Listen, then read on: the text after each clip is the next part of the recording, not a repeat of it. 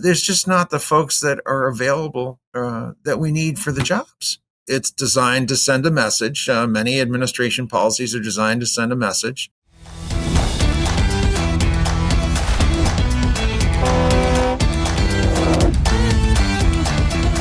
Welcome to the Heavy Duty Parts Report. I'm your host, Jamie Irvine. And in this episode, we're going to do a deep dive on tariffs and the impact it's having on the trucking industry in the United States, in Canada, and abroad.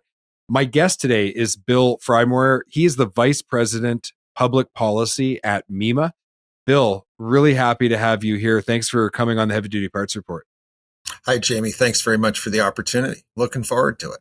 Admittedly, there is a fair amount of criticism flying around about things that the current U.S. administration are doing, but there are some positives that I think are very probably undisputed when it comes to the viewpoint of the business community.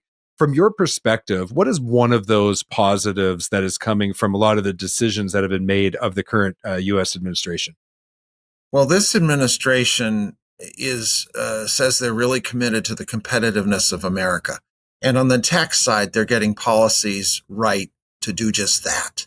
They passed this one big, beautiful bill, which has, built upon the president's previous successes in the tax arena and giving permanent R&D 1-year deductibility, adding new plant construction provisions for deductibility, and just solidifying a long-term rate for both privately held and publicly held companies, long-term tax rates that are way below OECD averages, and therefore contributing to the competitive health of America and contributing to our ability to attract new investment. And it is a very positive for our industry, for sure, the motor vehicle parts sector, particularly the heavy-duty part of it. Yeah, and when you have that kind of friendly environment for investment, I mean, that's when things really start to grow. So let's get into various aspects of other policies that include tariffs. First of all, I wanted to ask you, what is an H-1B visa? And that's something that came up over the last few weeks. Like, what is it? And maybe then we'll talk about kind of its impact. It's a visa for skilled workers, and it allows when the skills aren't available in the United States, it allows companies to bring in those workers, be they particular specialized engineers for our sector or for any sector. It allows them to come into the country for a period of time, live here, contribute, and then ultimately become citizens and become permanent positive forces in the economy. Okay, and things kind of changed with that. So can you walk us through what's changed? Well, the biggest change is that, rather than being about $5,000, well, first of all, there's a lottery, and the lottery is only a few $100s to enter. So you enter the lottery. That hasn't changed, but what has changed is that you get $100,000 fee if you're chosen to receive a visa. So that's prohibitive for individuals, obviously, and it's really hard for tight margin, heavy duty motor vehicle parts companies as well to be able to afford that type of a fee. And again, the administration claims that it's designed so that more U.S. workers will be chosen. But Jamie, the shortage of U.S. workers across the board from skilled to unskilled, and particularly in these skilled technology, engineering, esoteric sectors, there's just not the folks that are available that we need for the jobs, whether it's our sector or any others. And previously that dollar amount was quite low. What was it? Like you said, $5,000? Yeah, it's 4,000 to 5,000. I don't have the exact figure in front of me, but it's designed to send a message. Many administration policies are designed to send a message that we need to do a better job of developing talent in the United States. Probably we can do a better job at that, but like everything else, we can't do it immediately. And we'll see that in the trade area, the impact of sort of immediate demands that disrupt supply chains and profitability and everything else. And so when a company is in that position, they are trying to keep up with market trends. They're trying to develop new technology that is being demanded by the industry. Is there any other negative impacts that you can think of that come from this? I think that's the biggest negative impact because what we're talking about is the competitive position of the country. Great approach on taxes, not a great approach on H-1B. One of the great things about H-1B is that when somebody graduates from university, we can keep them. The majority of our students taking in the American universities engineering courses are not U.S. nationals.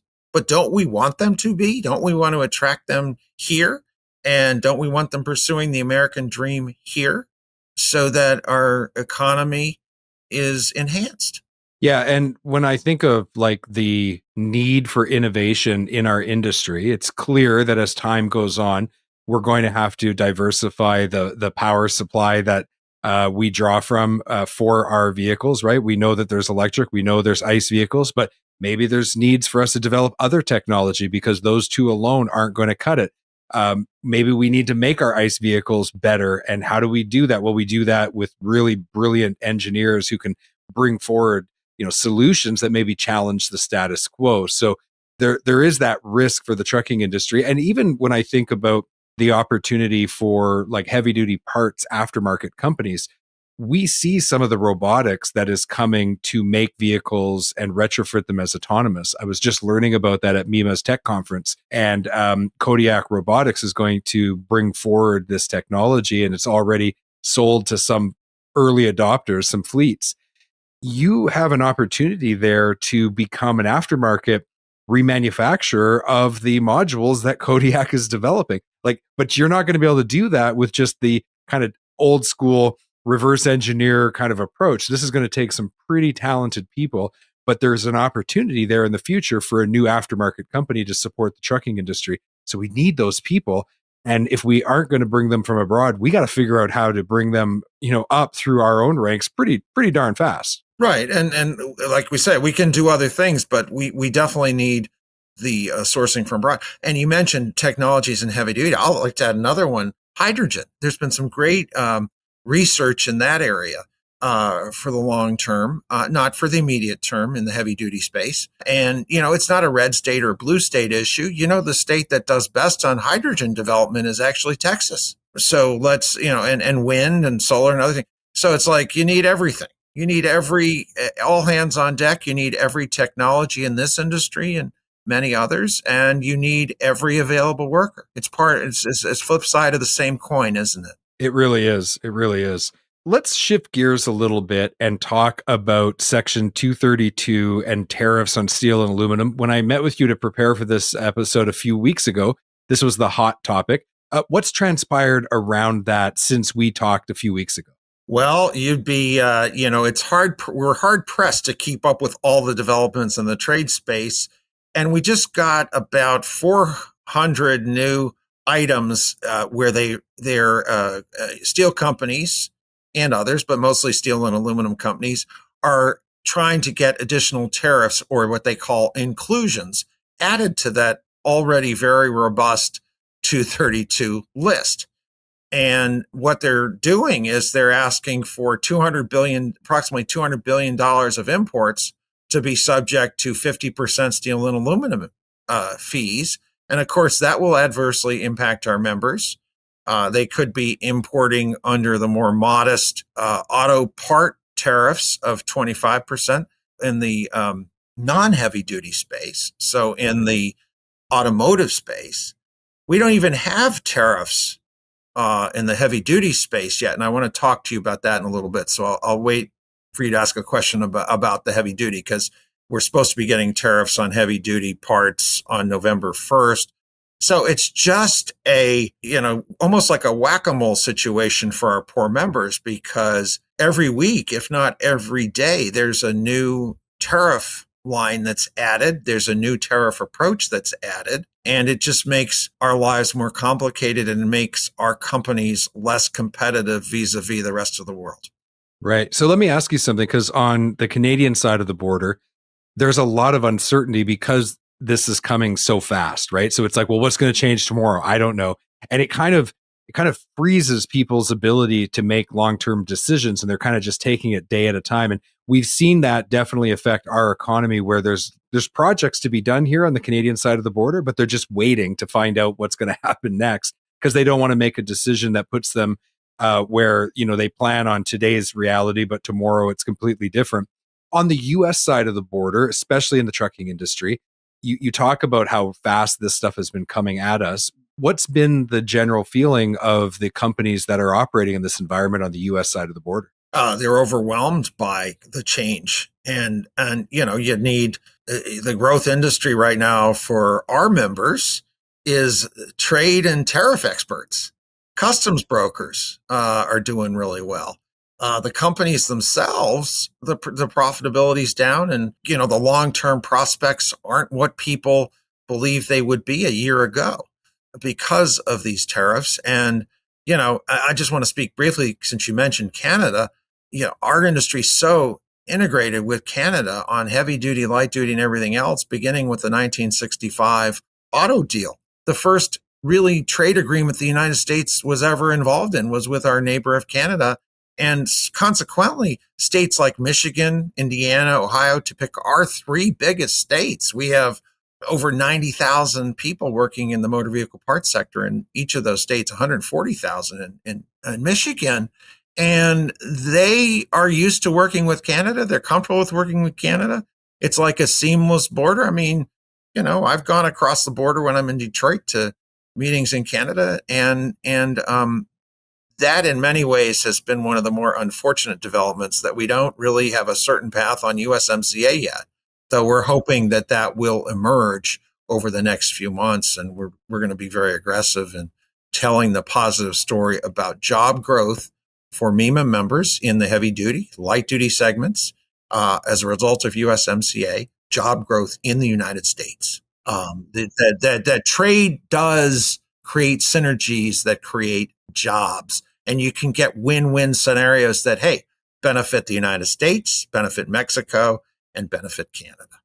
Yeah, absolutely. We're going to take a quick break. And when we get back from our break, we're going to talk about some of the new announcements that were made around commercial trucks. And we're going to get into that discussion about the USMCA. So we'll be right back.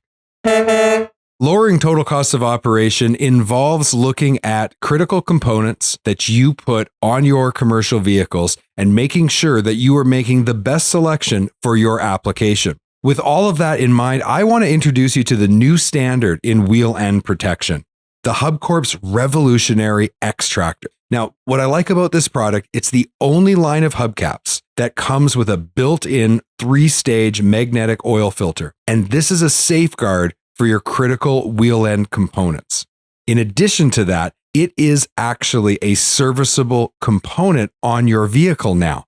And so it has a patent-pending hex thread cartridge. And the X-Tractor makes hub oil servicing really simple and easy. And guess what? If you're not servicing that hub oil regularly, you are going to have premature failure of key components. It's just the way it works. So I highly encourage you to get on the wait list today. You can do that by heading over to thehubcorp.com. Check it out, get on the wait list, and you will get the most up-to-date information about when this product is available, and also some price discounts that you won't get anywhere else. So go visit thehubcorp.com today.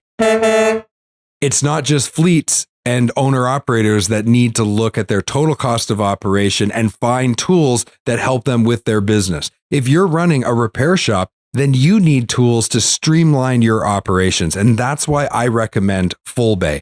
Now, FullBay has features like streamlined scheduling, real-time inventory tracking, technician efficiency insights, and detailed reports on exactly every aspect of the business that you need to be paying attention to make sure that your repair shop is running as efficiently as possible. And what does this mean for you? Well, it means in the end that FullBay is the very tool that's going to help you reduce downtime and make your shop more efficient, keeping the vehicles that you service on the road where they belong. Check out fullbay.com/power to maximize your shop's productivity today. That's fullbay.com/power. Manufacturers and distributors are a key component in the supply chain, and they play a vital role in keeping trucks and trailers rolling. I'd like to introduce you to Equip 360 by Gen Alpha. This platform helps manufacturers and distributors grow their part sales. But more importantly, it helps them make their customers' lives easier. And that's so important. With real-time insights into inventory, pricing, and order tracking, it's going to keep your customers coming back. Plus, it saves time by automating routine tasks and making repeat purchases simple. I encourage you to explore Equip 360 at genalpha.com, genalpha.com. Check it out today. We're back from our break. Make sure you go and check out the links in our show notes to all of our sponsors. Okay, let's get back to this episode. Bill, thank you so much for giving us some insight on things like the HB1 visa and Section 232 that affects steel and aluminum. But, it's so much bigger than that, isn't it? Just recently, there's announcements now about tariffs coming on commercial trucks. Why aren't most North American commercial trucks manufactured on U.S. soil? They're manufactured in principally in the United States and in Mexico. Different companies have different percentages of where they manufacture. But the point of the matter is that if you're manufacturing in the US, you're sourcing parts from the US, you're sourcing parts from Canada, you're sourcing parts from Mexico, you're sourcing parts from around the globe. Same thing with Mexico. So it's, again, a question of, can we have a win-win scenario? And, to put tariffs on heavy-duty trucks right now, when this industry, my understanding is that we're now looking at a decline of double digits in terms of new purchases of vehicles because of the uncertainties that exist. And we're going to get more tariffs? It just doesn't make any sense. And I have to be honest and tell you that the administration, while the president has sent out a couple of his Truth Social posts saying that there's going to be 25% tariffs on heavy duty trucks with no sort of delineation of what exact the sizes are. The other thing that they're going to do, they're going to put tariffs on parts as well. That's what they tell us. And we hope that there will be some direct relief to parts suppliers from these tariffs. That didn't happen on the automotive side. There's relief, but it has to go only to the OE customers or the assembler. And I guess my point is, why put the tariffs in the first place if you have to provide relief to the people that are impacted by them? Yeah, and the thing that really concerns me is the trucking industry is so integral to the success of our society as a whole. And so we've gone through things like COVID, supply chain collapse, an extended freight recession in the United States. There's been so many things kind of back to back to back. The last 5 to 6 years of my career by far have been more dynamic than the 20 years prior to that. And I think most people are feeling that. And so there's this concern that if we destabilize the trucking industry any further, like, what's the impact? What's going to happen? Well, I'm not going to be able to gaze into my crystal ball and predict that, but I will say our members are resilient on the parts side of the equation. Their customers are resilient, but you can only push things so far. And what is interesting is that the administration and people on the Hill, they haven't seen real economic downturn statistically in our sector. We can tell them that people have been laid off due to the uncertainty. We can tell them that it's going to get worse, which we do, but we haven't reached an inflection point where we're going to get action to correct the problem. And I just hope, Jamie, I just hope that inflection point doesn't come too late for all of our members, including our heavy duty members. And I hope there's not real pain that occurs at their companies.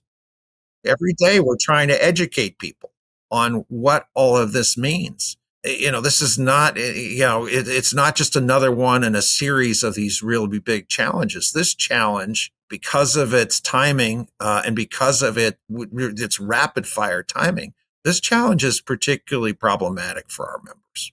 Yeah, and I've always said that the trucking industry is like the canary in the coal mine for the overall economy. And so when unfortunately, once you've seen the trucking industry take a decline, the general economy is following suit very quickly, right? And one of the things that I've heard political pundits talk about is that regardless of what side of the aisle you're on, no administration can really weather a bad economy, right? Like this is when people then cry out for change because they're really suffering.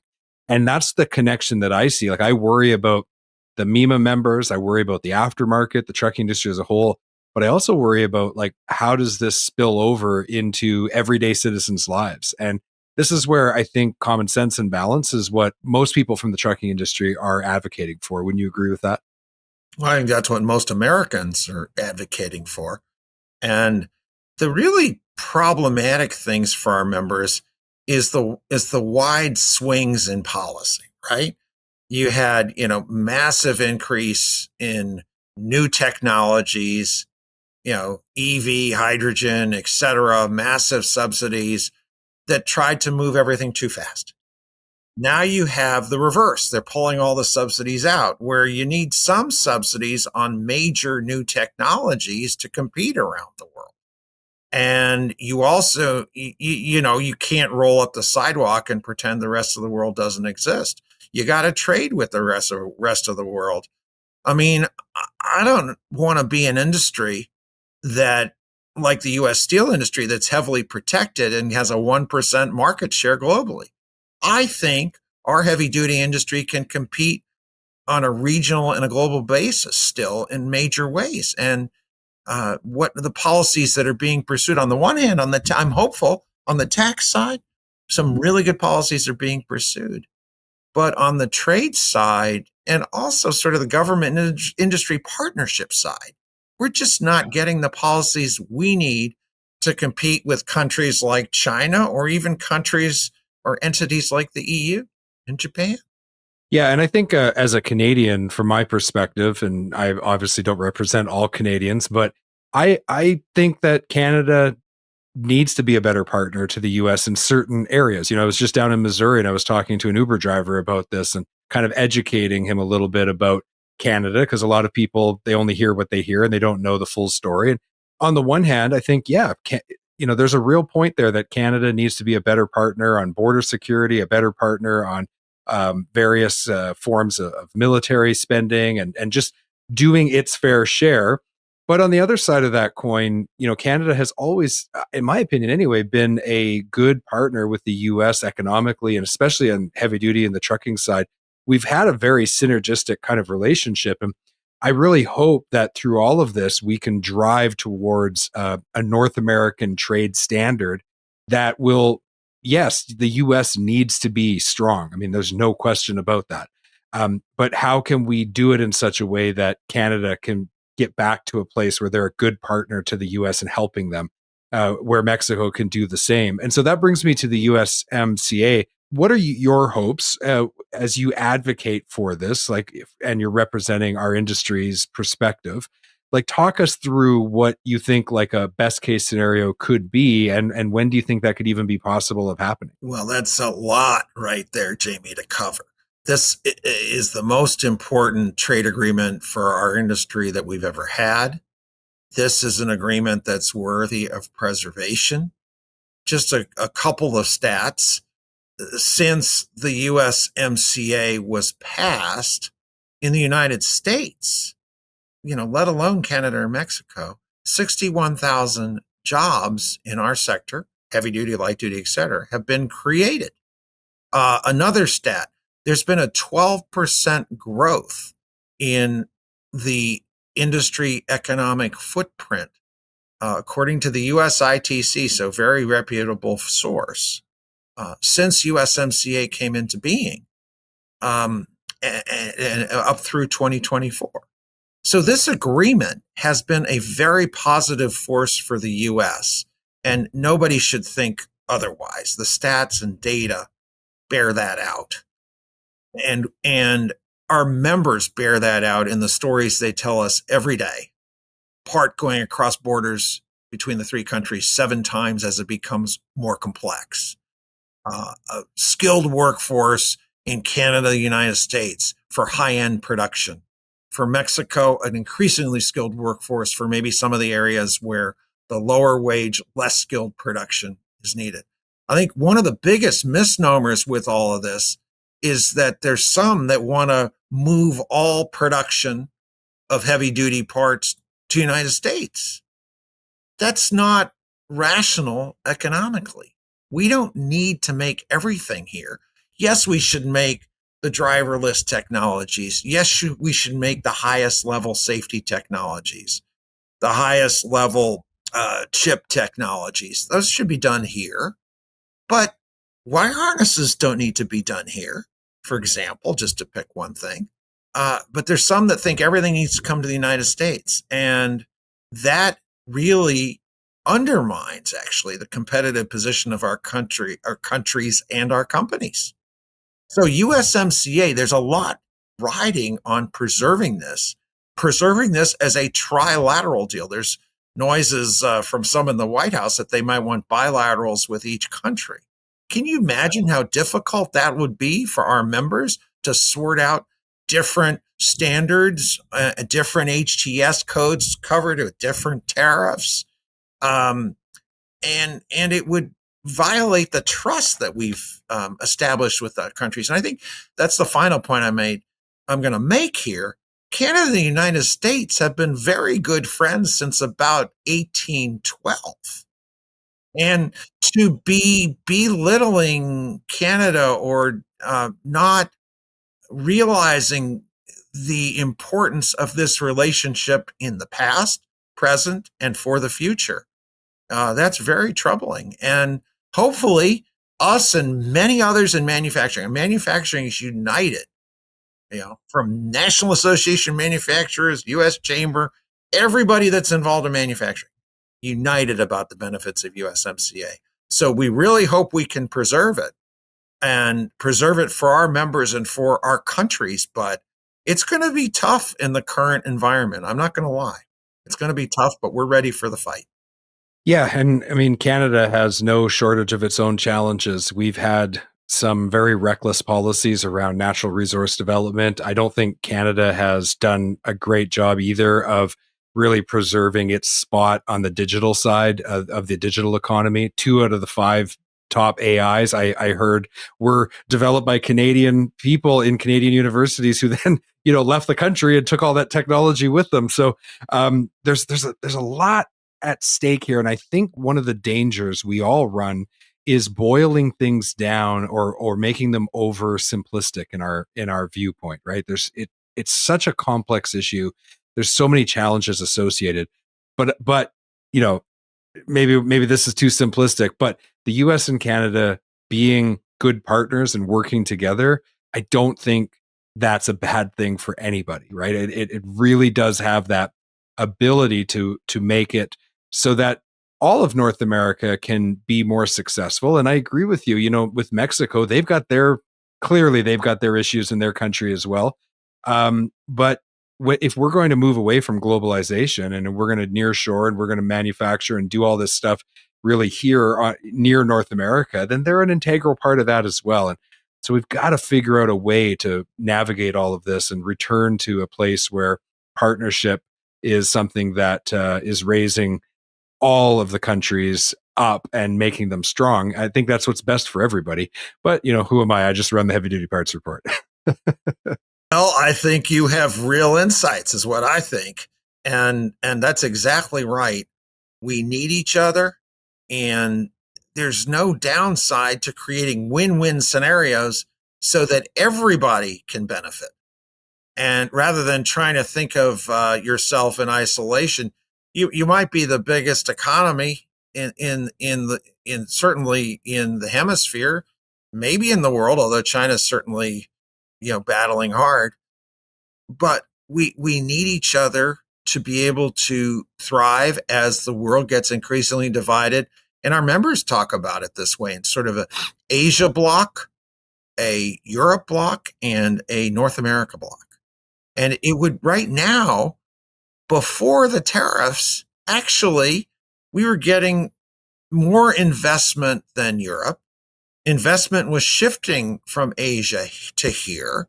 because of the benefits of USMCA and because of the skill level and the differing wage structures in the countries.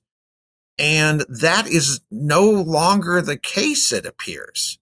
And so we've got to salvage and strengthen the USMCA so we can keep the competitiveness of the region going, and so we still get the economic growth we need in heavy duty and much more broadly.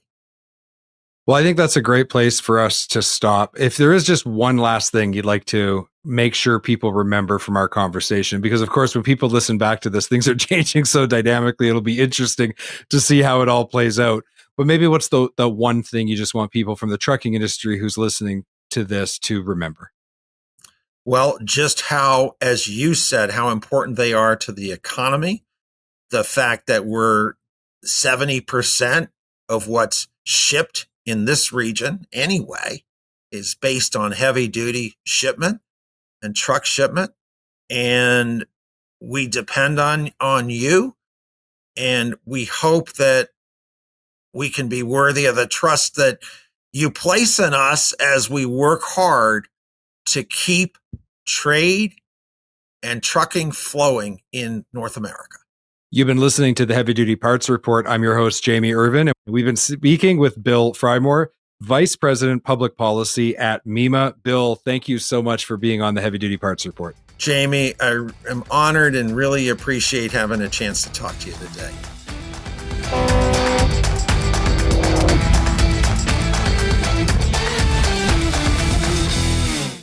Thank you for watching this video.